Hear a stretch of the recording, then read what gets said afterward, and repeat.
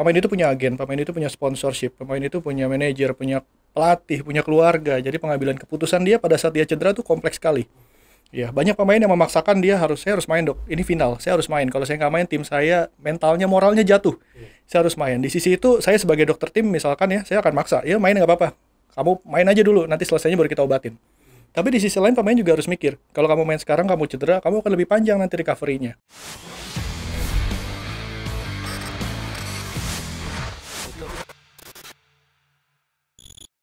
Pemain dan pelatih merupakan elemen penting di dunia olahraga. Namun saat ini seluruh cabur mulai memperhatikan tenaga medis dan juga dokter-dokter di setiap pertandingan.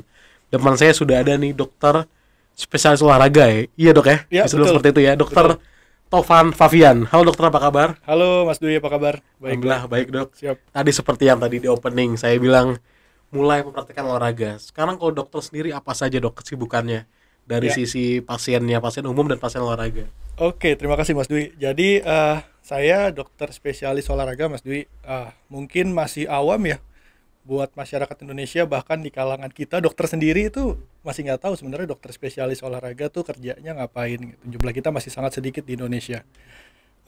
Kesibukan saya terutama saat ini adalah praktek Mas Dwi di rumah sakit, salah satu rumah sakit di Tangerang Selatan di Bintaro.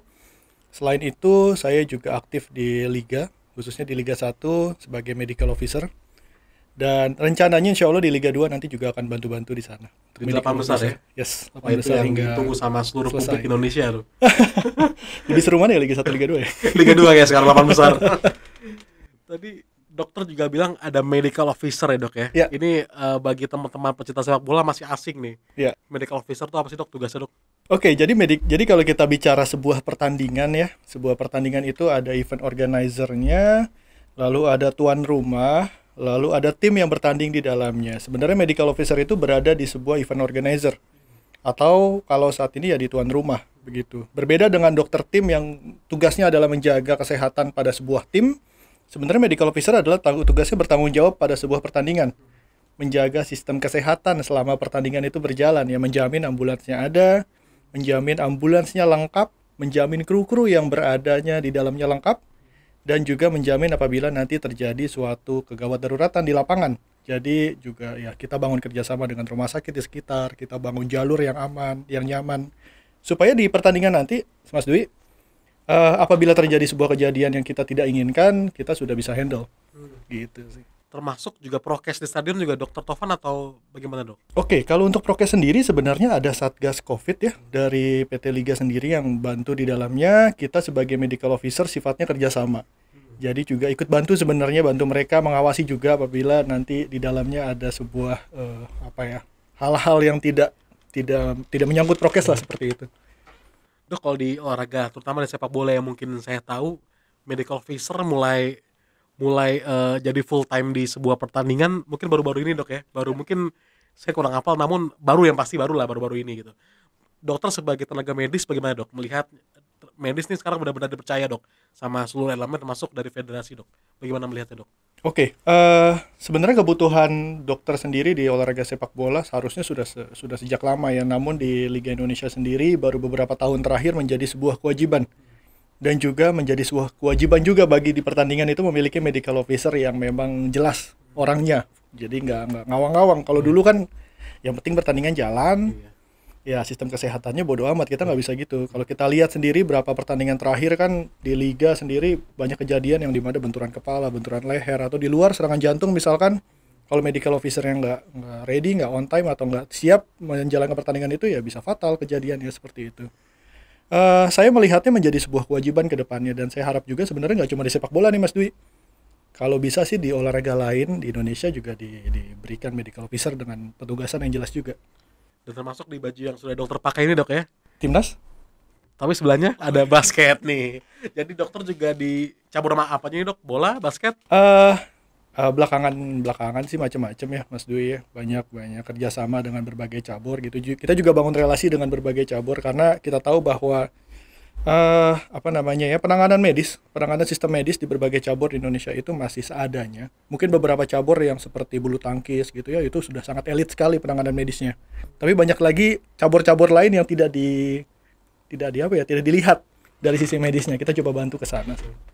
Dok, kalau misalnya bicara bola, mungkin kita nonton bola 10 tahun atau mungkin 15 tahun lalu itu kan memang drastisnya adalah zaman dulu itu kalau pemain cedera cuma ada semprot doang dok ya, semprot-semprot. Nah sekarang ini udah mulai kelihatan banget nih ada berbagai macamnya gitu. Kalau dari dokter sendiri sebenarnya apa sih dok yang mungkin yang harus diperhatikan oleh pemain dok, pemain bola kita, pemain pro kita tuh bagaimana dok untuk penanggulangan cederanya dok? Karena mungkin banyak pemain juga yang belum memahami tindakan perdana pertamanya dok. Mungkin bisa Oke, dikasih tahu dok. baik. Sebagai pemain sepak bola sebenarnya tugas utamanya ya bermain dengan baik, berlatih dengan baik. Sebenarnya yang mereka takut kadang-kadang adalah kalau dia muncul cedera dia harus apa. Kadang itu membuat mereka akhirnya takut untuk mengeluarkan performa terbaiknya gitu. Kita belakangan ini sudah mencoba untuk menyarankan kepada semua klub gitu ya, mulai dari klub yang liga sifatnya semi pro sampai yang profesional harusnya untuk bekerjasama dengan pemerintah. Salah satunya ya dengan BPJS TK misalkan, yaitu setiap klub harus punya asuransi agar pemainnya kalau cedera bisa ditangani sampai jelas seperti itu. Sebenarnya tugasnya para pemain adalah apabila dia punya cedera dengan dia punya sebuah coverage sistem yang jelas, ya mereka aman aja, mereka santai aja, mereka latihan aja dengan nyaman gitu ya. Eh, Pendekatan mengenai medis yang penting diketahui oleh seorang pemain sepak bola adalah bagaimana menangani kegawat daruratan kalau menurut saya. Oh, iya. Sisi-sisi yang sifatnya fatal. Sisi yang sifatnya fatal. Jadi misalkan nanti ada rekannya atau siapanya lah yang nanti di lapangan mengalami sebuah serangan jantung, kolaps dan sebagainya, dia tahu harus apa. Begitu. Sementara untuk cederanya sendiri, saya rasa kalau di klub itu punya fisioterapi, punya sistem medis yang jelas, punya dokter di dalamnya, pemain harusnya patuh sih. Jadi sebenarnya kalau untuk pemain memang mungkin fokusnya kepada berlatih, tapi juga ini dok ya harus terbuka dok ya sama tim medis ya. Oh iya, Karena betul. mungkin saya pernah dengar dok seperti ini dok, pemain mungkin pas ditanya cedera ternyata enggak, agar dia bisa bermain terus dok. Itu menurut dokter bagaimana dok? Etos kerjanya pemain salah dok ya? Dia saking cintanya sama sepak bola dia nggak mau operasi, dia tetap aja mungkin kayak urut atau apa gitu dok. Bagaimana dok? Jadi edukasinya begini Mas Dwi, pendekatannya tidak hanya kepada pemain, tapi juga kepada pelatih, kepada manajer, kepada owner dari klub sendiri. Kita bicara atlet itu bicaranya kompleks. Kita beda dengan kita bicara dari pasien. Saya sebagai dokter, pasien umum, kita bicara satu arah gitu. Tapi dengan pemain sepak bola kita bicara banyak aspek. Mungkin Mas Dwi juga mengenal, pemain itu punya agen, pemain itu punya sponsorship, pemain itu punya manajer, punya pelatih, punya keluarga. Jadi pengambilan keputusan dia pada saat dia cedera itu kompleks sekali. Ya, banyak pemain yang memaksakan saya harus main dok, ini final, saya harus main. Kalau saya nggak main, tim saya mentalnya, moralnya jatuh. Saya harus main. Di sisi itu, saya sebagai dokter tim misalkan ya, saya akan maksa, ya main nggak apa-apa. Kamu main aja dulu, nanti selesainya baru kita obatin. Tapi di sisi lain pemain juga harus mikir, kalau kamu main sekarang, kamu cedera, kamu akan lebih panjang nanti recovery-nya. Kamu harus ngitung itu, kamu punya time frame yang jelas mau kapan. Dan komunikasinya harus dibangun dari berbagai aspek tadi, pelatih iya, manajer iya, dan sebagainya. Kalau ini juga tadi dilematis dok ya. Nah kalau sekarang pemain untuk kesadaran untuk naik ke meja operasi sudah mulai berkembang atau masih seperti takut-takutan dok? Karena dulu mungkin pernah baca berita zaman dulu gitu, pemain gak mau operasi, maunya tradisional kayak pijat patah tulang gitu dok. Nah kalau sekarang yang dokter ketahui sudah mulai ini dok ya, mulai sadar dok ya. Mulai sadar. Kembali saya ulang bahwa biaya sangat besar Mas Dwi. Untuk operasi biaya sangat besar. Makanya tadi saya bilang bahwa klub itu harus punya sistem coverage yang nyaman. Pemain yang dikontrak oleh sebuah klub juga harus tahu dia di coverage kesehatannya, jangan sampai dia main dia cedera dibuang. Iya. Seperti itu. Dan pada saat dia sudah di cover seperti itu, pemain punya kewajiban menghormati kontraknya. Jadi andaikan dia cedera, dia harus menghormati klubnya. Klubnya minta dioperasi, dia harus operasi. Saya rasa saat ini di tahun sekarang ya, pengetahuan dan ilmu kemajuan mengenai operasi dan pasca operasi itu sudah sangat maju sekali. Jadi nggak usah takut pasca operasi yang nggak selesai karirnya, jangan sampai seperti itu. Ya karena banyak pemain juga yang naik meja operasi malah tetap bisa ya. Bahkan kayak Evan Dimas yang dulu sempat SEA Games patah aja sekarang masih bisa, yang di timnas malah jadi kapten sekarang. Betul. Dok, kita bola sempat terhenti nyaris 2 tahun dok. Ya. Dokter yang pasti dari sebelum pandemi sampai sampai sekarang mungkin mulai berangsur, insya Allah berangsur normal, ada di bola Indonesia dok. Bagaimana dok? Dokter mengikuti perjalanan sepak bola dari yang sehat semua, akhirnya kita deg-degan semua, akhirnya menjadi sekarang new normal dok. Bagaimana dok?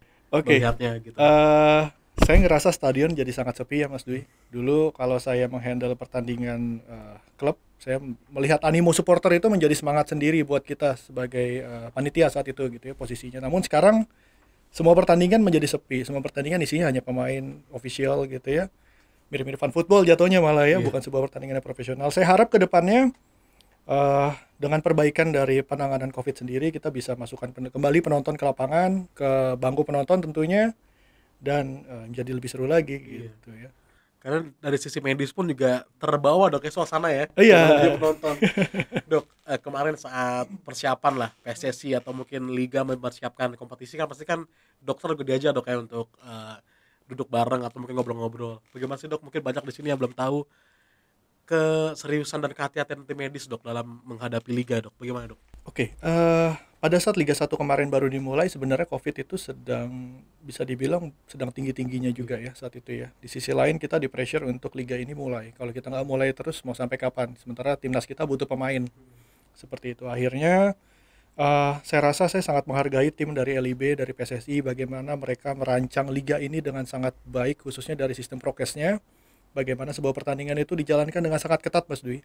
Jadi siapapun yang berada di dalam lapangan betul-betul orang-orang yang memang dijamin dia sudah lolos dari sebuah tes, swab test tentunya ya. Jadi kalau kita bisa bilang bahasa COVID-nya tuh ada 3T.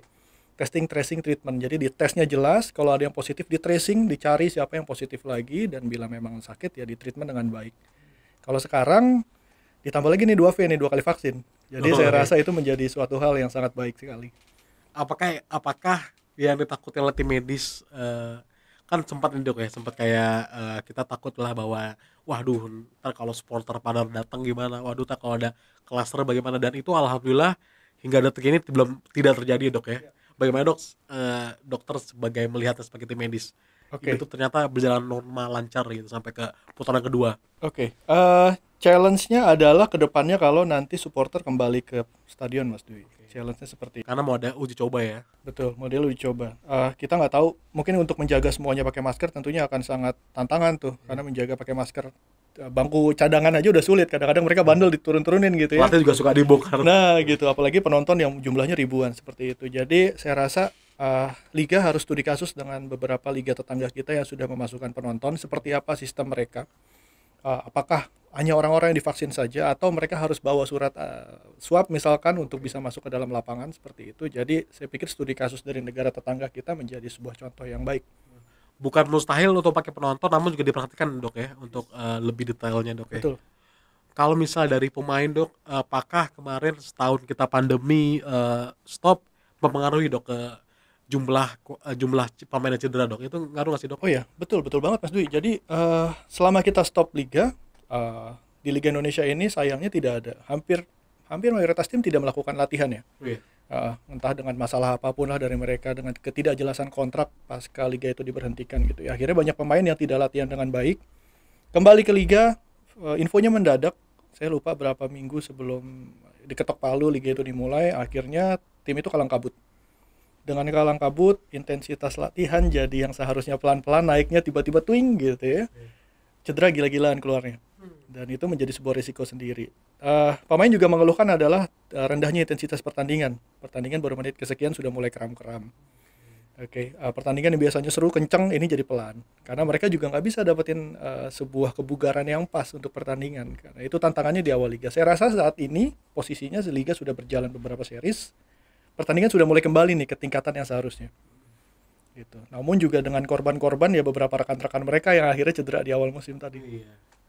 Dan berarti putaran kedua nih baru startnya di sini dok ya? Saya rasa begitu sih. Gila-gilaannya baru nanti putaran kedua sih. Wah, ya dok, kalau dari dokter sendiri dok saat ini pastinya udah bertahun-tahun lah gitu di olahraga. Punya pengalaman nggak sih dok, pemain siapa yang paling dokter terkesan di otak dokter, di memori dokter, menangani siapa gitu dok? Oke, kalau pemain udah banyak banget Mas Dwi ya, bisa dibilang saya juga bekerja cukup lama di sebuah akademi sepak bola juga, kenal juga di sekolah sepak bola anak-anak juga. Saya rasa kalau satu orang aja yang menjadi kesan, enggak sih sebenarnya. Pengalaman itu ya dibangun bersama ya saya rasa ya. Gitu. Jadi banyak sekali teman-teman yang saya kenal gitu akhirnya sekarang masuk ke tim utama, dan itu menjadi kebanggaan sendiri buat saya. Walaupun saya mungkin hanya sebagai bagian kecil dari karir mereka. Kalau pertandingan dok, pertandingan mungkin kan pertandingan profesional dok. Yes. Apa yang paling berkesan? Oke, yang paling seru ya sebenarnya kalau dari sisi dokter tim, saya pernah mengenangi tadi akademi, salah satu elite pro akademi di Indonesia. Satu lagi adalah sebagai medical officer. Mungkin yang paling seru karena saya sebagai medical officer dari Persija Persib di GBK itu sangat gila-gilaan sih. Saat itu yang Dede Nasir dok ya. Dede Nasir betul. Dan itu ya disitulah kerja medical officer salah satunya karena Dede saat itu patah kan ya. Iya. Oh ya mungkin kalau kita flashback bagaimana dok, mungkin di sini teman-teman Jackmania dan teman-teman dari Bobotoh atau Viking belum mungkin masih ada yang belum mengetahui dok, bagaimana dok kejadian saat itu dok di GBK. Saya sambil ingat-ingat karena saya agak lupa juga ya Iya. kejadiannya. Kalau nggak salah Dede Nasir tabrakan dengan salah Bruno satu Matos. Bruno Matos betul. Tabrakan, Bruno Matos cedera di lapangan, Dede Nasir cedera. Akhirnya kedua tim medis dari tim medisnya Persib maupun tim medis Persija masuk ke lapangan. Bruno Matos ternyata nggak kenapa-napa, tidak berat sebuah cederanya, akhirnya kembali bangun. Namun Dede Nasir ternyata dilihat bentuk kakinya sudah berubah.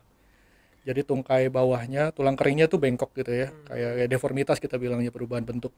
Ya sudah langsung curiga itu patah. Oke. Akhirnya tim medis Persib dibantu oleh tim medis Persija. Jadi yang namanya rivalitas kalau udah urusannya kesehatan nggak ada, itu namanya kita kerjasama. Kita bantu kerjasama di sana. Kita panggil ambulans, kita panggil urus segala macam, pasangin bidai, ambulans masuk ke lapangan, gotong dan kita evakuasi. Dan saat itu supporter tepuk tangan dok, tepuk tangan dalam artian tepuk tangan untuk mengapresiasi kerja medis dan mendoakan Dede Nasir untuk kembali pulih. Betul, dan sekarang sudah kembali ya. Lumayan lagi Alhamdulillah ya. ya. Itu kita mungkin di situ kalau saya melihat dari jauh kan mungkin Persib agak shock dok ya. Iya. Karena memang namanya kiper inti mereka ya dok ya. Dok kalau misalnya itu berarti bagaimana dok? Mungkin di sini juga banyak yang belum tahu sistemnya pertandingan dok. Saat apa ambulan boleh masuk ke lapangan dok? Oke. Sebenarnya setiap stadion punya kebijakan sendiri-sendiri Mas Dwi. Jadi kalau contohnya GBK adalah sebenarnya ambulan tidak boleh masuk ke area atletik, tartan. Nggak boleh juga apalagi masuk ke dalam rumputnya gitu ya, karena pijakan dari roda ambulans sendiri akan ngerusak si area atletik dan itu juga ngerusak rumput. Itu berbeda mungkin dengan di Eropa. Beberapa stadion di Eropa membolehkan ambulan masuk. Jadi saya kembali lagi, kenapa sih ambulan kadang nggak boleh masuk ke dalam? Karena tadi setiap stadion punya hukumnya masing-masing gitu ya. Kecuali memang kejadiannya betul-betul gawat darurat. Contohnya ada serangan jantung di lapangan, di mana kalau kita evakuasi pelan-pelan, kita gotong makan waktu. Kan urusannya nyawa manusia ya sudahlah, mau nggak mau harus masuk ke dalam. Tapi kalau urusannya hanya yang mereka masih bisa dievakuasi dengan tandu misalkan, ya udah pakai tandu aja, kenapa harus masuk? Dok kalau di luar negeri dok kayak Denmark ya di Euro saat Eriksen tumbang pemainnya langsung mengelilingi untuk Ya. membuat barikade. Itu apa sih dok tujuannya dok? Oke, jadi gini, jadi kita kalau di APPI ya, di Asosiasi Pesepak Bola itu, kita ada sebuah apa ya, jargon kita nyebutnya ya, panggil tekan jaga. Jadi apabila ada rekan kita di lapangan kolaps misalkan, jatuh nggak sadar dan segala macam, kita panggil bantuan, kita lakukan sebuah kompresi jantung, kita ajarkan nanti pemain-pemain dari klub-klub, beberapa klub sudah kita ajarkan juga bagaimana cara menangani kejadian seperti itu, dan terakhir dijaga kenapa? Karena dia atlet. Ini diekspos oleh media, diekspos oleh TV. Jangan sampai kejadian yang sifatnya fatal, mudah-mudahan tidak sampai meninggal, tapi kalau andaikan meninggal di sorot media itu menjadi sesuatu yang tidak etis. Jangan sampai terekam gitu ya. Jangan sampai terekam. Jadi kita menjaga, kita tutupi sambil di dalamnya penanganannya tetap jalan. Tadi dokter juga APPI, jadi memang dokter di APPI sebagai Medical officer juga. medical officer dari APPI. Yang terbaru kan ada video dok ya, video yang ajakan campaign yang dipost sama pemain bola. Tujuannya ya tadi dok ya, mungkin bisa dijelaskan lagi dok, bagaimana tadi saat di video itu kan Andri Tani cedera, Ya. ditolong oleh teman-temannya. Dan ini juga bisa ditiru oleh tim-tim fan football. Jadi bagaimana dok kalau ada pemain yang jatuh, Oke, Apa aja, panggil, tekan, jaga. tekan.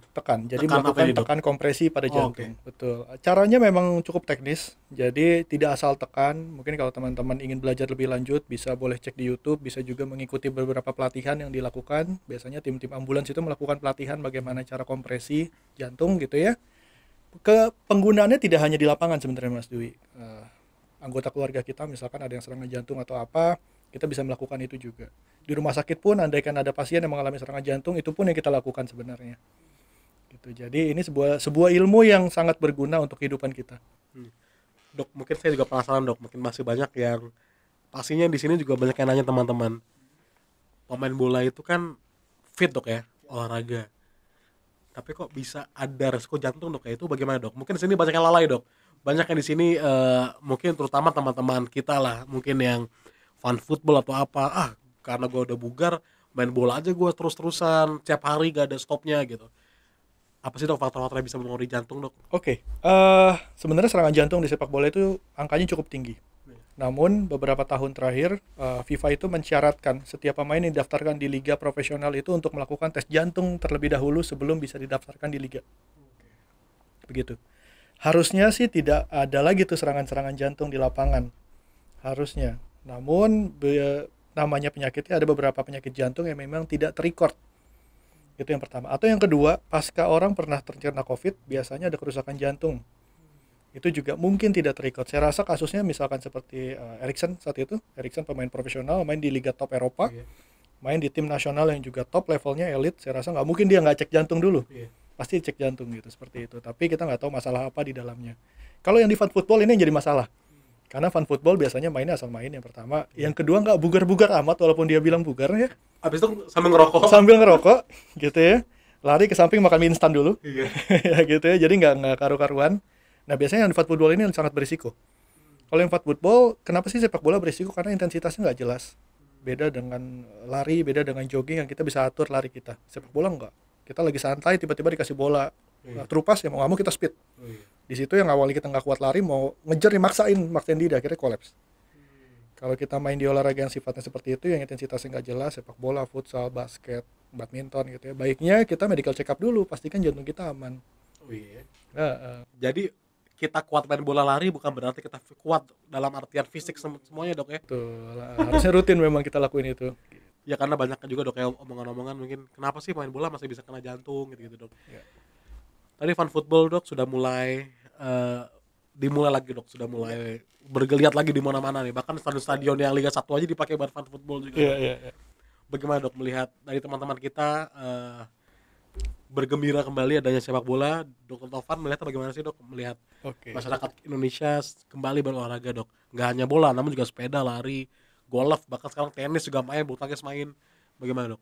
Di satu sisi menggembirakan Mas Dwi, karena tentunya hidup aktif, hidup dengan ya bergaul, sosialisasi dengan olahraga itu menjadi hal yang sangat baik gitu, dan saya sangat senang kalau orang Indonesia sangat senang olahraga gitu ya, karena itu juga menjaga kesehatan mereka dengan baik. Namun di sisi lain teman-teman yang berolahraga mendadak ini, yang ikut-ikutan ini harus hati-hati juga, karena kembali olahraga juga punya risiko, baik itu cedera maupun sampai kematian. Jadi betul-betul pastikan diri teman-teman itu fit untuk melakukannya.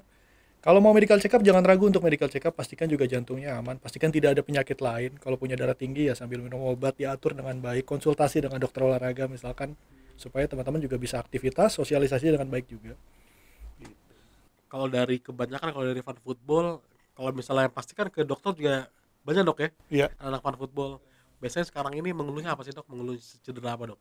Oke, cederanya kalau belakangan ini yang banyak sih sebenarnya cedera-cedera simpel ya Mas Dwi. Angka tertinggi kan ya ankle, ya benturan, ya lutut misalkan segala macam. Kalau yang cukup fatal ya ACL misalkan, meniskus dan sebagainya. Ya cedera-cedera yang sangat umum di sepak bola sih.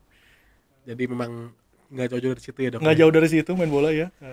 Kalau dari saat ini dok, dari dokter sendiri ada rasa ini nggak sih dok? Deg-degan dok, bukan deg-degan gimana? Ini pengen dengar suara medis sih. Dokter kan di olahraga itu kan berarti kan harus tetap berhubungan dengan para pasien dok ya? Yes. Kemarin tuh setahu tuh lagi tinggi-tingginya tuh COVID tuh. Gimana dok? Dokter melihat ada orang yang butuh penanganan olahraga, bukan COVID, olahraga. Dokter juga ini bagaimana dok saat itu? Oke. Tugas saya kebanyakan adalah melatih pasien. Melatih pasien untuk melakukan sebuah latihan fisik. Jadi mungkin mirip-mirip kalau kebayang ya PT melatih atlet. Konsepnya seperti itu, tapi ini pasien. Jadi pasien cedera atau pasien yang memang butuh resep olahraga gitu. Challenge-nya adalah sebenarnya adalah memastikan ruangan tempat kita latihan itu dengan sirkulasi yang baik. Yang pertama, yang kedua masker jangan sampai lepas tuh pada saat latihan. Pada saat lagi tinggi-tingginya COVID kemarin, pada saat vaksinasi belum masuk ke Indonesia itu menjadi sebuah tantangan banget. Akhirnya sebenarnya seperti Russian roulette kita untuk kena COVID tuh. Ganti-gantian aja, tinggal nunggu waktu. Estafet aja gitu. Jadi kita harus jaga sendiri masing-masing prokesnya. Ya gimana jaga kita. Jadi itulah suka dukanya tim medis kemarin dok ya. Iya. Liga 1 lagi dok. Sekarang mau ngomongin Liga 1 lagi. Gimana dok? Akhirnya sudah masuk series ketiga dan kemungkinan series keempat akan digelar di Bali atau di beberapa tempat atau mungkin kembali ke Jawa dok. Indonesia bisa dok ya ternyata ya menggelar sepak bola dok ya. Ternyata sempat diragukan. Sempat diragukan. Semua orang ragu. Tapi alhamdulillah semua berjalan lancar. Semua orang patuh. Tingginya angka vaksinasi kita di Indonesia, terutama di pemain sepak bola, vaksin menjadi syarat mereka bisa ikut liga, itu juga mempengaruhi. Akhirnya semuanya berjalan lancar sih. Ya mudah-mudahan sampai selesai musim kita lancar. Amin. Kalau dari harapan dokter dok untuk sepak bola kita dok, di sini kan mungkin masih banyak teman-teman yang masih dalam tanda kutip menjelekkan sepak bola dok ya, ragu dengan sepak bola Indonesia. Ya. Dokter yang terlibat langsung di sepak bola Indonesia, apa harapan dok? Harapannya dibina dengan lebih serius lagi. Pembinaannya tentunya berjenjang dari usia yang paling muda sampai yang senior. Karena mau gimana pun juga ujung-ujungnya adalah prestasi tim nasional kita. Kalau pembinaan kita bisa berjalan dengan baik, sepak bola diperhatikan dengan baik dan dengan serius, saya rasa kedepannya kita bisa punya timnas yang jauh lebih kuat lagi. Bukan pertanyaan terakhir, namun saya kepikiran sama yang di baju lagi dok. Mungkin kalau kita boleh ngomongin basket, boleh dok sedikit dok? Boleh. Tahun depan dok ya, 2023 Ya. FIBA World Cup ya dok ya. Bagaimana dok ke depannya? Wah itu lebih gila lagi dok ya untuk Piala Dunia basket. Bagaimana dok? Sampai saat ini sih masih jalan persiapannya Mas Dwi ya, masih jalan. Beberapa tahun yang lalu sebelum COVID kita sempat melakukan pertandingan juga. Prakompetisi ya di Indonesia di Mahaka Square, berjalan lancar. Mudah-mudahan nanti pada saat Piala Dunia juga semuanya lancar karena kita ngundang tim-tim besar dunia, Amerika, tim-tim Eropa juga karena ini Piala Dunia. Ya itu sih harapannya sebenarnya. Pakai penonton nggak dok kira-kira dok? Hah? Kira-kira apakah pakai penonton? Basket itu lebih mungkin untuk pakai penonton Mas Dwi dibanding sepak bola ya, saya rasa, karena stadionnya nggak gitu besar, penontonnya juga ya, bisa diatur seperti itu. Animonya nggak segila penonton sepak bola tuh. Kalau kita kan memang benar-benar supporter yang memang sudah menjadi komunitas ya dok. Ultras ya. Ultras. Siap dokter. Semoga juga dokter terus diberikan kesehatan dok ya. Jadi Liga 2 di stadion mana dok?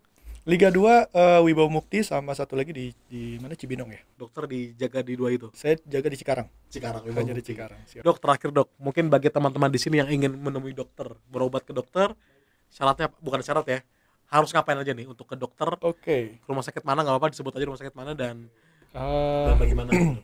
Saya praktek di Rumah Sakit Premier Bintaro Senin sampai Jumat. Untuk penjadwalannya dari pagi sampai siang gitu ya, kurang lebih jam 9 sampai jam 1. Kalau ingin berhubungan atau ingin datang, silakan hubungi rumah sakit untuk appointment. Karena kalau nggak appointment nanti malah nggak karu-karuan jadwalnya, nggak dapet nanti gitu ya. Selain saya di sana juga ada Dokter Doni Kurniawan, mungkin dokternya Persija, teman-teman juga sangat tahu, Dok Bro, legend. Legend. Jadi silakan aja main ke sana, tapi mainnya khususnya untuk kasus olahraga ya, jangan main-main kasus yang aneh-aneh penyakitnya, nanti kita nggak bisa ngapa-ngapain. Kalau konsul boleh nggak sih dok? Kalau konsul boleh banget. Mau nanya-nanya tentang, dok saya punya anak sekolah sepak bola begini main aja, nggak masalah. Di teman-teman di sini bapak-bapak ibu-ibu yang mau ketemu sama dokter Taufan langsung aja datang ke Premier dan dijamin mungkin kita lebih tenang dok ya dalam menjalani aktivitas olahraga ya dok ya. Yes, betul. Siap dokter. Banget. Terima kasih dokter. Sama-sama Mas Dwi. Sukses di Liga 2, Liga 1 Sama-sama. dan di FIBA. Siap. Assalamualaikum. Waalaikumsalam.